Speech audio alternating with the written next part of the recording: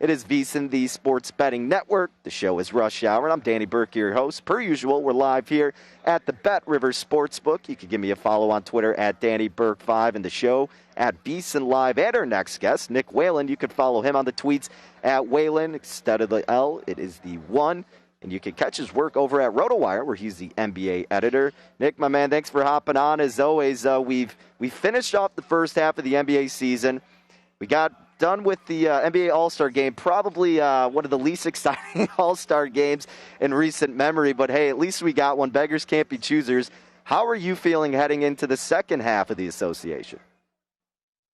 Look, I got to say, I don't think it was that bad of an All-Star game. I mean, obviously not quite what we're used to, but I thought it was about it. It went about as well as the NBA could have asked. Aside from Embiid and Simmons, having to miss the game due to the COVID stuff, I thought the game itself was a lot of fun.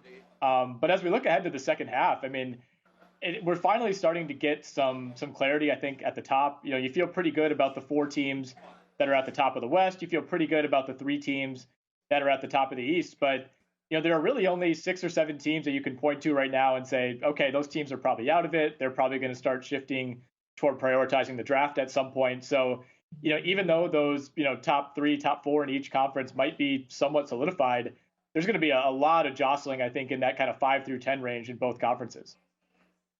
Most definitely, and we'll certainly get into that a little bit deeper as we progress with the conversation here, but I kind of wanted to look at some other angles with you and what there's being offered at Bet Rivers specifically, where you can bet on the division winners, and there's about a few divisions still that is going to come down to the wire as of this point, it looks like, and I kind of want to just pick your brain about them, and let's start in the Pacific Division. I mean, the Clippers are the favorite to come out on top at even money. Then the Lakers, who we know have been struggling since AD has been out, they come next at plus 140. The Suns, who have been a pleasant surprise, relatively, I guess you could say, at 3-1.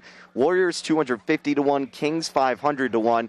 So pretty much narrowing it down to the top 3 teams. Who would you choose to come out on top in the Pacific Division?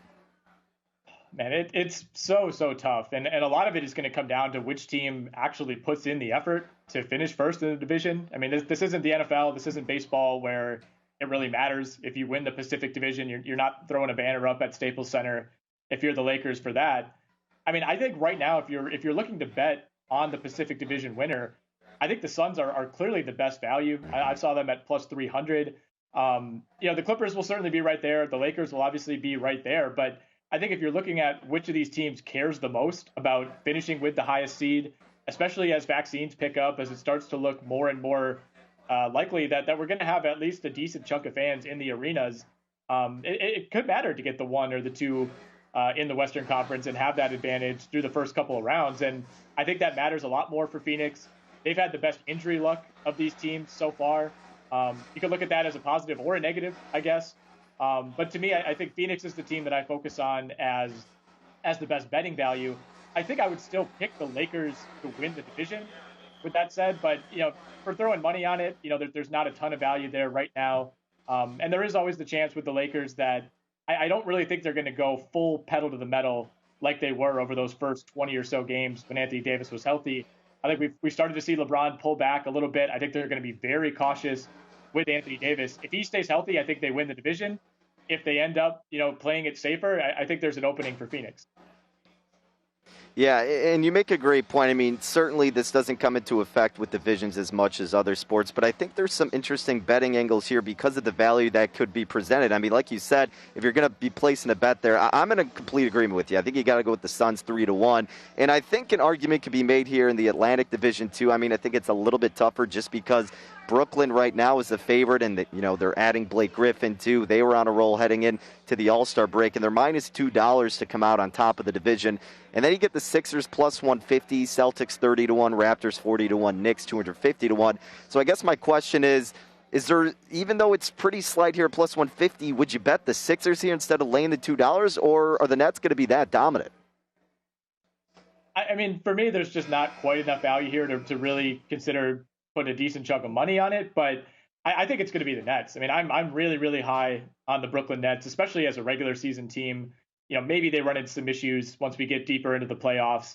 But I think it's almost become underrated how much talent they've stockpiled. And I'm not even factoring in, the corpse of Blake Griffin, who they just added yesterday. I think KD has played so few games since James Harden arrived that we've kind of just gotten used to it being the Harden and Kyrie nets, and we forget that maybe the second best player in all of basketball is going to be joining this team in the next week or two. I think the Nets are primed to go on a huge run. They already went on a run without Kevin Durant going into the break. You're adding a guy who's just such a seamless fit. There's really no concern with how Kevin Durant fits with the other two. It was always, how does Kyrie fit with James Harden? Those guys seem to have figured that out. KD should be able to kind of slide right back in. The Blake addition could kind of go either way. Hard to see it hurting the Nets when you're bringing a guy in at virtually no cost. So, if I had to place a bet, it would be Brooklyn over Philly. I think the Sixers will be right there. But at the end of the day, as great as Joel Embiid has been, Ben Simmons is an all-star. Tobias Harris has been great. The level of talent in Brooklyn right now is just crazy high. And unless one of those guys gets hurt for an extended period, I think the Nets end up winning the division relatively comfortably.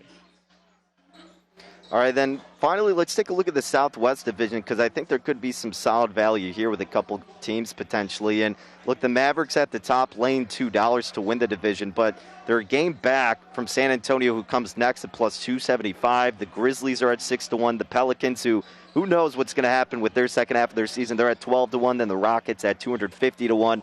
But I guess, is this another spot where maybe you look at the Spurs, though, and think they have value? They're already slightly ahead of the Mavericks. And, considering that they should be getting their players back in their roster to full health, and you got Popovich leading the way. They've been doing well with all this adversity.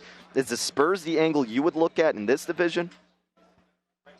I think the Spurs are still the best value. Obviously, you're picking the team that's ahead in the standings right now. Anytime you can get that, at a plus number is a decent value. But at the same time, the schedule is going to be really, really tough for San Antonio over the second half. They have 11 back-to-backs in a 68-day span.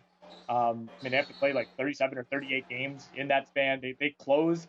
Their final 4 games of the year are 2 sets of back-to-backs that take place over the course of 5 days. So they're a team that obviously dealt with some COVID issues before the break and is going to have to make those up. So, with the Spurs, like in a vacuum, I kind of like the Spurs over the Mavs. They've been the better team through 35, 36 games, but the schedule's kind of flip in the second half, and it's going to be really tough on the Spurs. Dallas's eases up a little bit. You mentioned New Orleans. I wouldn't bet it. They've been too inconsistent, but at 12-1, they're only at 4 or 5 games back. They're 4 games back of Dallas, 5 games back of the Spurs. You could make a case that of these teams, New Orleans is by far the most talented in terms of top-end talent. Once you get beyond Luka Doncic in Dallas, we're kind of seeing a hobbled Porzingis. It was kind of looking like a shell of himself. It wouldn't be that crazy for the Pelicans to go on a run. But at the same time, we've talked about that a number of times on the show. They're just so inconsistent, and it's tough to imagine them, especially defensively, putting in the effort, over the course of 3 months to really rally back into this thing. So, for me, it's kind of a boring pick, but I think I have to go with Dallas. The way the schedule's shaped up, they're the best bet. All right, well, let's go to a category that we've been talking about every now and then when we brought you on the program, and that's odds to win MVP. Now, certainly this has been an intriguing one to dive into because it's shifted now a decent amount at least. LeBron has now fallen into the second favorite because Embiid has taken the reins at number 1 with 2-1 odds. Then you get plus 250 with LeBron, Jokic plus 450, Luka 12-1, Giannis 16-1. Damian Lillard has entered the conversation along with Steph. They're at 20-1. Now, I was talking about this a little bit on the show on Friday, and I actually played Joel Embiid at plus 200 at 2-1 odds because, look, I'm not necessarily the person that sits here and goes, you missed the better odds, you can't play it now. You get a feel for it halfway at the season at this point, and if he just continues to play the same way he's done beforehand, in my mind, he's got it pretty much solidified right now because LeBron had his chance with AD out, and you saw how bad they struggled. You see the difference with the on and off numbers when Embiid is playing versus when he's not. Now, the COVID situation certainly throwing a little bit of wrench in the mix there, but, look, how do you figure this MVP conversation to go from now on out? I'm with you that numbers-wise, the award probably should go to Embiid. I think I would make a case for Jokic as well. I think both of those guys have been more impressive statistically than LeBron James has. But at the same time, it feels like the Sixers are like 10 games better than the Lakers, right? And right now they have the same number of wins. The Lakers have played 1 more game. They have 1 more loss. So even with all these struggles without Anthony Davis, the Lakers have virtually the same record as the Sixers, so Embiid doesn't really get this bump of like, well, they're 10 games better, so we have to favor him. So, at the end of the day, the LeBron narrative is going to be really, really strong. And it's been strong all season. I think, if anything, maybe there's been some fatigue where it was pushed by so many people so early that maybe it rubbed some other voters the wrong way, and they're kind of looking elsewhere. But my refrain all year has been, if it's not LeBron, it has to be one clear guy. It has to be a situation where pretty much everybody, if you're not voting for LeBron, you're voting for Giannis, you're voting for Westbrook, you're voting for Harden, or you're voting for Curry. I agree that Embiid is the guy. The odds indicate that he is the guy right now. I think if you polled 50 voters who aren't voting for LeBron, I think maybe 25 are voting for Embiid, 15 are voting for Jokic, 5 are voting for Curry, 3 are voting for Giannis, 2 are voting for Kawhi. Like, I could kind of see this still being in LeBron's hands, where there's still going to be this base of voters that give it to him as this, kind of career achievement award. His numbers are going to be fine. The Lakers are still going to be a top 3 or 4 team. He's going to have the statistics. The question is, does someone else play well enough over these next 35 games to make it where, like it's been in past years, where you just can't make a statistical case for LeBron? Because, even though Embiid's numbers are better, Jokic's numbers are better, they're not like head and shoulders better like Giannis's were the last couple of years. So to me, there still needs to be someone else who emerges as the clear favorite, or I think it's just going to default and kind of fall into LeBron's hands at the end. All right, well, let's take a look at most improved player, another interesting conversation to delve into, because Jeremy Grant's still at the top here as a favorite, minus 250, and you and I were a little perplexed by how big of a favorite he was. But when we talked last, I believe Julius Randle was as high as 18-1. I actually was fortunate to get him at 20-1. Now he's at 5-1. Christian Wood still right there, too, at 6-1. Jaylen Brown, 10-1. I mean, look, we just kind of talked about where I go, I don't care that you didn't get the best number, but Julius Randle was such a bigger number than 5-1. But at 5-1, do you still trust Randle here to be the most improved player?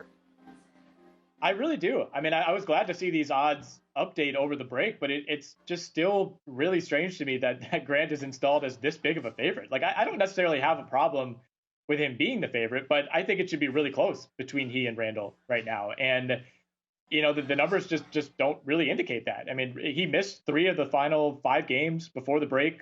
Obviously, Randle continues to play well, played in the All-Star game. I think that was a huge boost for his overall profile. Whereas, numbers-wise, Randle and Grant are fairly similar. Obviously, they've been kind of at the top of this discussion for most of the first half. But, did Jeremy Grant really get any serious consideration for the All-Star game? I didn't really hear anyone making that case. And meanwhile, Julius Randle, I think, kind of gets this bump for making the game. And we haven't really seen that reflected in the odds as far as Jeremy Grant's number. Obviously, Randle's has shrunk, but to me, that gap is going to continue to narrow.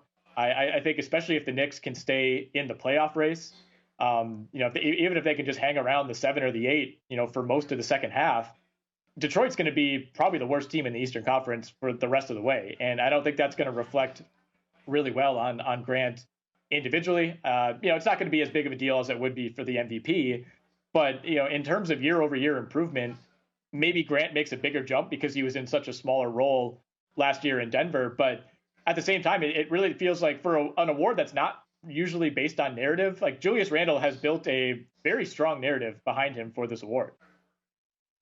Certainly. Yeah, no, I'm with you, and we're definitely rooting for him here on the program. Now, really quick before we let you go, we got about 90 seconds left. I don't know if we brought this one up to you before, but what about Defensive Player of the Year? Because Ben Simmons is making some headway here. He was at about 5-1, where I actually put a little bit of a lunch money on him, and now he's at plus 225. But Gobert, the presumed and still favorite here, laying $2. Miles Turner at 6-1. Giannis 14-1. Do you think there's any truth to the fact that Simmons could emerge victorious for this award? I think it's possible. I mean, I think the biggest thing working in his favor is that Gobert's won it before. He didn't win it last year, but he's won it a few times in the past, and there could be this kind of accumulated voter fatigue there. I mean, I think Ben Simmons is the best one-on-one and probably the most versatile defender in the NBA. With that said, I think the award is Gobert's to lose, and the odds do reflect that. I mean, team defense is kind of the number one indicator as far as like when you start to narrow down the field for who's actually contending for this award. The Jazz have the slight edge right now. They're 4th in defense. Philly is 5th. But I think the issue with Simmons' case is that a lot of people will also say, well, you're playing with another fantastic defensive player, another guy who's in the top 5 for this award, and Joel Embiid. Whereas the Jazz being a great defensive team, it kind of funnels all the way down to Gobert, right? I mean, Donovan Mitchell, not a great defender. Mike Conley, a fine defender, not great. Bogdanovich, Royce O'Neal, guys like that. Like, when you think of the Utah Jazz defense, you think of one guy, Gobert. And I think with Simmons, he kind of has to share the spotlight in that respect with Joel Embiid. So I think, in a vacuum, Simmons' case makes a lot of sense. He definitely is going to be right there. But if the Jazz are still a top 5 defensive team, and especially if they win the Western Conference in the regular season, I think it's going to be really tough for them. NBA editor over at RotoWire, Nick Whalen, dishing out some great knowledge, per usual, on the association. Nick, thanks for hopping on. Next time we talk, look forward to hitting on a big NBA slate with you. Yeah, absolutely, Danny. Thanks. All right, great stuff per usual from our man Nick Whalen. At Whalen is where you can follow him on Twitter instead of the L. Put in that one and you get great info on the NBA per usual.